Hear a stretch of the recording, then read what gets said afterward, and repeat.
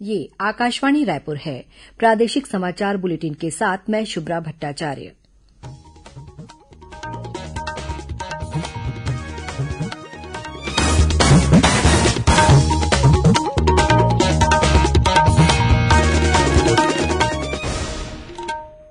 और अब पेश है आज के मुख्य समाचार। छत्तीसगढ़ में कोरोना संक्रमण की स्थिति में उल्लेखनीय सुधार, पॉजिटिविटी दर घटकर 20% से नीचे आई। राज्य में अब तक 59 लाख से अधिक लोगों को लगाई गई कोविड वैक्सीन। टीकाकरण केन्द्रों में विभिन्न श्रेणियों के लोगों के लिए अनुपात तय कर पृथक काउंटर बनाए गए। भाजपा नेताओं ने आज राज्यपाल से मिलकर ज्ञापन सौंपा। प्रदेश में कोविड टीकाकरण के लिए भेदभाव रहित नीति बनाने की मांग की और राज्य में बेमौसम बारिश से फसलों को नुकसान पहुंचने की आशंका।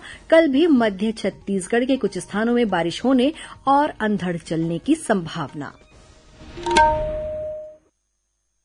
कोविड मरीजों की संख्या बढ़ रही है। श्रोताओं से अपील है कि कोई भी कोताही न बरतें, सुरक्षा के सभी उपायों का पालन करें और 18 वर्ष से अधिक आयु के सभी लोग निसंकोच टीका लगवाएं। 18 से 44 वर्ष की आयु वर्ग के लोगों का टीकाकरण शुरू हो गया है। 3 आसान उपायों का पालन करें और सुरक्षित रहें। कोविड-19 से बचाव और सुरक्षित रहने के 3 उपाय। मास्क लगाएं, 2 गज दूरी है जरूरी, सुरक्षित दूरी रखें, हाथ और मुंह साफ रखें।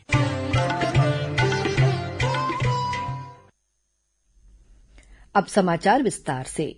छत्तीसगढ़ में कोरोना संक्रमण की स्थिति में बीते कुछ दिनों से सुधार देखा जा रहा है। राज्य की पॉजिटिविटी दर पिछले 6 दिनों से लगातार घट रही है। राज्य में बीती 9 मई को पॉजिटिविटी दर 19% रही है। करीब 1 महीने के बाद ये पहली बार हुआ है जब पॉजिटिविटी दर 20% से नीचे आई है। 9 मई को प्रदेश भर में करीब 49,000 सैंपलों की जांच की गई, जिनमें से लगभग 9,000 व्यक्ति कोरोना संक्रमित पाए गए।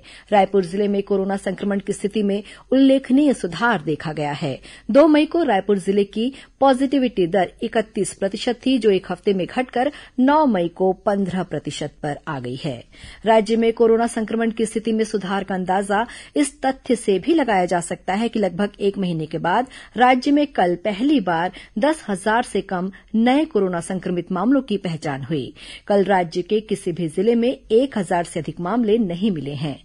रविवार को प्रदेश में कोरोना संक्रमण के 9,120 नए मामले मिले। इस तरह प्रदेश में कुल कोरोना संक्रमित मरीजों की संख्या बढ़कर 8,51,000 से अधिक हो गई है। वहीं अस्पताल या होम आइसोलेशन में रहकर इलाज करा रहे 12,810 लोगों को कल स्वस्थ होने के बाद डिस्चार्ज किया गया।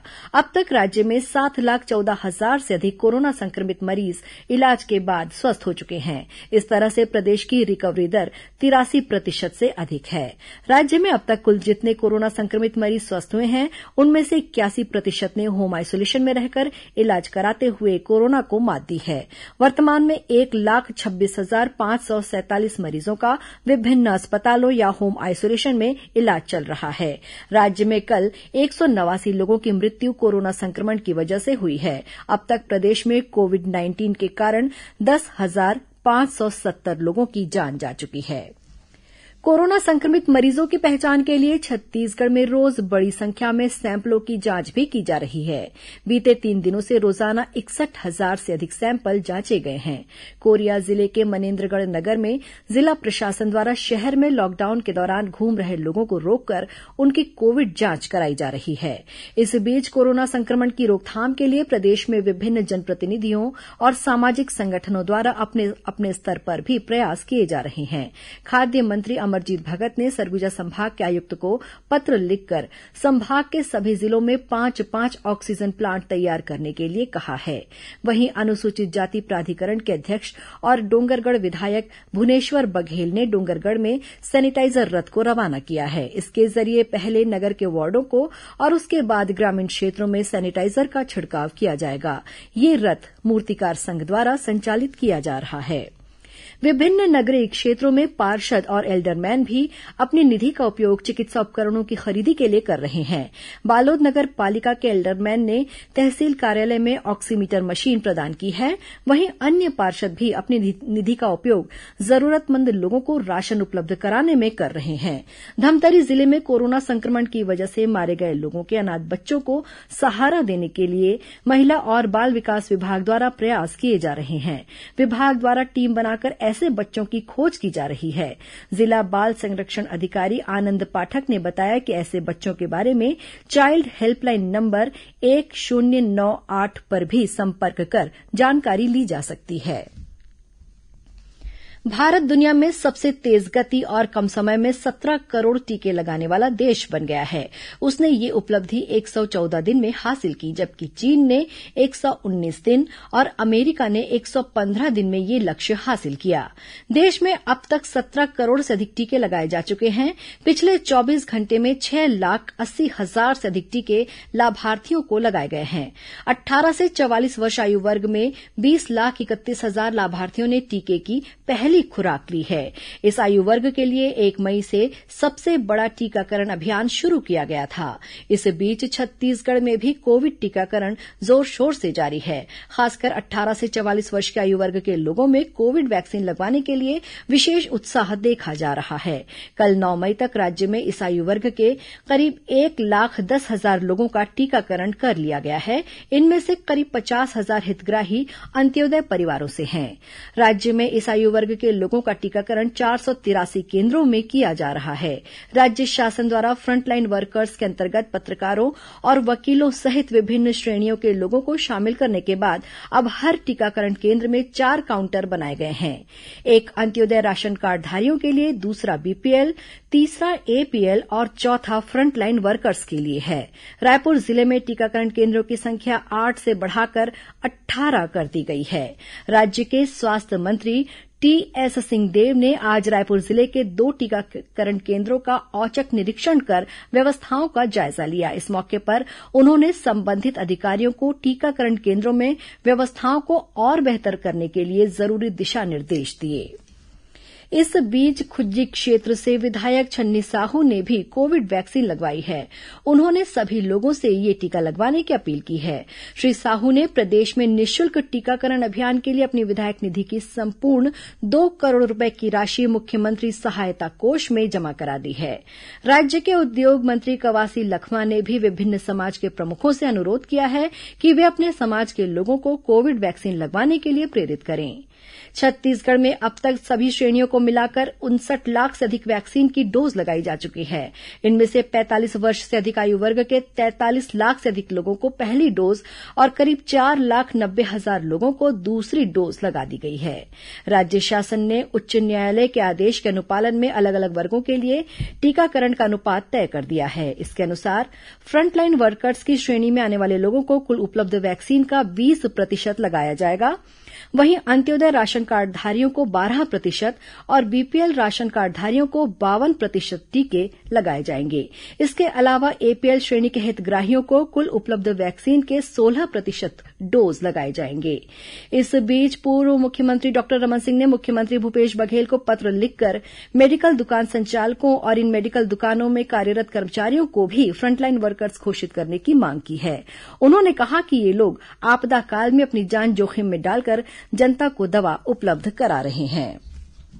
वरिष्ठ चिकित्सक डॉक्टर फिरोज मेमन ने कहा है कि यदि किसी को कोरोना संक्रमण की आशंका है तो वे 3 तरह के टेस्ट एंटीजन, आरटीपीसीआर और ट्रू नॉट करा सकते हैं। उन्होंने ये भी कहा है कि जांच रिपोर्ट आने तक खुद को आइसोलेट रखें और चिकित्सकों की सलाह मानें।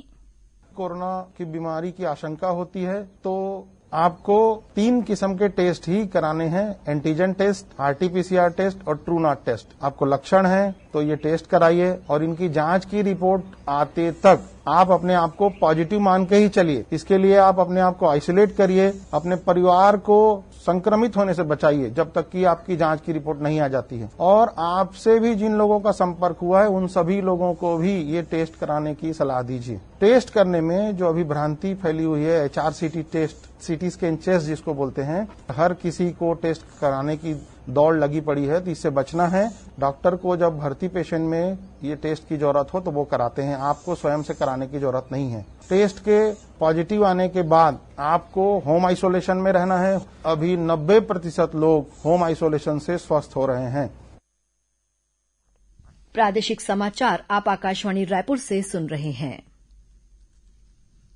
छत्तीसगढ़ की खबरों से है आपका वास्ता और खबरों की विश्वसनीयता से है हमारा वास्ता। आकाशवाणी समाचार रायपुर के प्रादेशिक समाचार बुलेटिन के साथ ही हमारे समसामयिक कार्यक्रम आप रेडियो के अलावा अपने मोबाइल पर भी सुन सकते हैं। आकाशवाणी समाचार फेसबुक, ट्विटर और यूट्यूब पर भी उपलब्ध है। हमारा Facebook page Chhattisgarh news on AIR, Twitter handle CGAIR news और हमारा यूट्यूब चैनल है छत्तीसगढ़ AIR न्यूज। तो अब रेडियो के साथ ही आपके मोबाइल के जरिए भी हम पहुंच रहे हैं आप तक। छत्तीसगढ़ की हर खबर के लिए सुनते रहिए आकाशवाणी समाचार। और अब आगे बढ़ते हैं बाकी के समाचारों की ओर। केंद्रीय सूचना और प्रसारण मंत्री प्रकाश जावड़ेकर ने कहा है कि केंद्र सरकार देश में बढ़ते कोरोना संक्रमण पर कड़ी नजर रखे हुए है और महामारी से निपटने के लिए तत्परता से कदम उठा रही है। महामारी की दूसरी लहर से निपटने की समुचित तैयारी नहीं होने के आरोपों को खारिज करते हुए केंद्रीय मंत्री ने कहा कि जनवरी में कोविड मरीजों की संख्या कम होने के बावजूद सरकार ने इसे हल्के में नहीं लिया। उन्होंने जोर देकर कहा कि स्वास्थ्य मंत्रालय ने जनवरी में केरल में बढ़ते संक्रमण के मद्देनजर राज्य की सहायता के लिए केंद्रीय दल भेजे थे। प्रमुख अंग्रेजी दैनिक में छपे लेख में श्री जावड़ेकर ने कहा है कि केंद्र सरकार कोविड से निपटने के लिए अग्रणी भूमिका निभा रही है और राज्यों को सभी सहायता और मार्गदर्शन उपलब्ध कराने के लिए प्रतिबद्ध है। श्री जावड़ेकर ने कहा कि कोविड प्रबंधन राज्य का विषय है, लेकिन केंद्र सरकार ने कोविड से निपटने के लिए सुझाव और दिशा निर्देश देने में कोई कमी नहीं छोड़ी है। केंद्र ने कोविड महामारी पर काबू पाने के लिए राज्यों की तैयारियों के लिए उच्च स्तरीय टीमें तैनात की हैं। राज्यपाल अनुसुईया उइके ने कहा है कि कोरोना संक्रमण को जन भागीदारी, एकजुटता और धैर्य के साथ ही हराया जा सकता है। आज छत्तीसगढ़ स्वामी विवेकानंद टेक्निकल यूनिवर्सिटी भिलाई द्वारा आयोजित वेबिनार को संबोधित करते हुए राज्यपाल ने कहा कि इन प्रतिकूल परिस्थितियों में शैक्षणिक संस्थाओं की भूमिका भी काफी अहम हो गई है। उन्होंने कहा कि विश्वविद्यालय से संबद्ध कॉलेजों के शिक्षक और छात्र छात्राएं आम जनता में कोविड अनुकूल व्यवहार अपनाने के लिए जागरूकता अभियान चलाएं और लोगों को फेस मास्क पहनने, सार्वजनिक स्थानों में सुरक्षित दूरी का पालन करने और समय समय पर साबुन से हाथ धोने के लिए प्रेरित करें। राज्यपाल कोरोना संक्रमण के बचाव और जागरूकता के संबंध में कल 11 मई को दोपहर 2 बजे सभी विश्वविद्यालयों के कुलपतियों की वर्चुअल बैठक लेंगी। भारतीय जनता पार्टी के एक प्रतिनिधिमंडल ने आज राज्यपाल अनुसुईया उइके से मुलाकात कर उनसे प्रदेश में कोविड संकट से सुचारू रूप से निपटने के लिए राज्य शासन को निर्देश देने की मांग की। इस प्रतिनिधिमंडल में भारतीय जनता पार्टी के प्रदेश अध्यक्ष विष्णुदेव साय, भाजपा के राष्ट्रीय उपाध्यक्ष और पूर्व मुख्यमंत्री डॉक्टर रमन सिंह, नेता प्रतिपक्ष धरमलाल कौशिक सहित पार्टी के अन्य वरिष्ठ नेता शामिल थे। प्रतिनिधिमंडल द्वारा राज्यपाल को ज्ञापन सौंपा गया। इसमें मांग की गई कि छत्तीसगढ़ में कोविड टीकाकरण के लिए भेदभाव रहित नीति बनाई जाए, साथ ही राज्य के ग्रामीण और आदिवासी क्षेत्रों में कोविड जांच की सुविधाओं को बढ़ाया जाए। हर पंचायत में ऑक्सीमीटर, थर्मामीटर और दवा किट उपलब्ध कराए जाए। साथ ही राज्य में शराब की होम डिलीवरी पर भी तत्काल रोक लगाई जाए। इसके अलावा भाजपा नेताओं ने प्रदेश में बंद पड़ी मंडियों को भी तत्काल खोलने की मांग की, ताकि किसानों को अपनी फसल कोचियों के हाथों में बेचने के लिए मजबूर न होना पड़े। राजधानी रायपुर के पास माना में स्थित बाल संप्रेषण गृह में बीते दिनों कराए गए बच्चों के कोविड टेस्ट में 45 बच्चे कोरोना संक्रमित पाए गए हैं। रायपुर जिला प्रशासन के अनुसार 29 अप्रैल को इस संप्रेषण गृह में रह रहे 73 बच्चों और यहां तैनात कर्मचारियों का RT-PCR टेस्ट कराया गया था। रिपोर्ट में 45 बच्चे और 5 कर्मचारियों में कोरोना संक्रमण होने की जानकारी मिली। इसके बाद इन सभी बच्चों को आइसोलेट कर दिया गया। संप्रेषण गृह में एक डॉक्टर और 6 नर्सों की ड्यूटी भी लगाई गई। प्रशासन के अनुसार उपचार के बाद अब सभी बच्चे और कर्मचारी पूरी तरह से स्वस्थ हो चुके हैं। और अब पेश है मौसम का हाल। मौसम विभाग के अनुसार विदर्भ क्षेत्र के ऊपर एक चक्रवाती घेरा स्थित है। इसके अलावा विदर्भ से केरल के बीच एक द्रोणिका भी बनी हुई है। इसके असर से छत्तीसगढ़ में कल कुछ स्थानों पर हल्की वर्षा या गरज चमक के साथ छींटे पड़ सकते हैं। मौसम विज्ञानी एचपी चंद्रा के अनुसार मध्य छत्तीसगढ़ में वर्षा होने की अधिक संभावना है। राज्य के एक दो स्थानों पर अंधड़ चलने या आकाशीय बिजली गिरने की भी चेतावनी दी गई है। इस बीच बीते 24 घंटों के दौरान रायपुर, राजनांदगांव, दुर्ग, धमतरी और महासमुंद सहित करीब 16 जिलों में बारिश होने के समाचार मिले हैं। इस बेमौसम बारिश से फसलों को नुकसान पहुंचने की खबर है। वहीं बारिश के कारण फसलों की कटाई और मिंजाई का काम भी ठप पड़ गया है। अब कुछ अन्य खबरें संक्षिप्त में। राज्य के स्वास्थ्य विभाग द्वारा जारी कोविड पेशेंट फीडबैक रिपोर्ट में कोरिया जिले ने 100% सकारात्मक फीडबैक के साथ प्रदेश में प्रथम रैंक हासिल की है। रेलवे द्वारा लॉकडाउन के मद्देनजर विशाखापट्टनम और रायपुर के बीच चलने वाली स्पेशल एक्सप्रेस का परिचालन फिलहाल रद्द कर दिया गया है। दुर्ग जिले में अभिषेक मिश्रा हत्याकांड में आज दुर्ग जिला न्यायालय ने फैसला सुनाया। अदालत ने आरोपी विकास जैन और अजीत को आजीवन कारावास की सजा सुनाई है। वहीं किमसी को दोषमुक्त करार दिया है। ये हत्याकांड वर्ष 2015 में हुआ था। अभिषेक मिश्रा शंकराचार्य इंजीनियरिंग कॉलेज के चेयरमैन आईपी मिश्रा के बेटे थे। बीजापुर जिले में पुलिस ने माटवारा चौक से एक माओवादी को गिरफ्तार किया है। इस पर एक सहायक आरक्षक की हत्या और एक ग्रामीण के अपहरण तथा हत्या के मामले में शामिल रहने का आरोप है। और कोरबा जिले में जिला मुख्यालय से करीब 40 किलोमीटर दूर गिरारी ग्राम पंचायत के आश्रित ग्राम गीतकवारी में आज सुबह हाथी के हमले में एक अधेड़ महिला की मृत्यु हो गई। ये महिला तेंदुपत्ता तोड़ने जंगल गई थी, तभी हाथी ने हमला कर दिया। अंत में मुख्य समाचार एक बार फिर। छत्तीसगढ़ में कोरोना संक्रमण की स्थिति में उल्लेखनीय सुधार। पॉजिटिविटी दर घटकर 20% से नीचे आई। राज्य में अब तक 59 लाख से अधिक लोगों को लगाई गई कोविड वैक्सीन। टीकाकरण केन्द्रों में विभिन्न श्रेणियों के लोगों के लिए अनुपात तय कर पृथक काउंटर बनाए गए। भाजपा नेताओं ने आज राज्यपाल से मिलकर ज्ञापन सौंपा। प्रदेश में कोविड टीकाकरण के लिए भेदभाव रहित नीति बनाने की मांग की। और राज्य में बेमौसम बारिश से फसलों को नुकसान पहुंचने की आशंका। कल भी मध्य छत्तीसगढ़ के कुछ स्थानों में बारिश होने और अंधड़ चलने की संभावना। इसी के साथ प्रादेशिक समाचार बुलेटिन समाप्त हुआ। नमस्कार।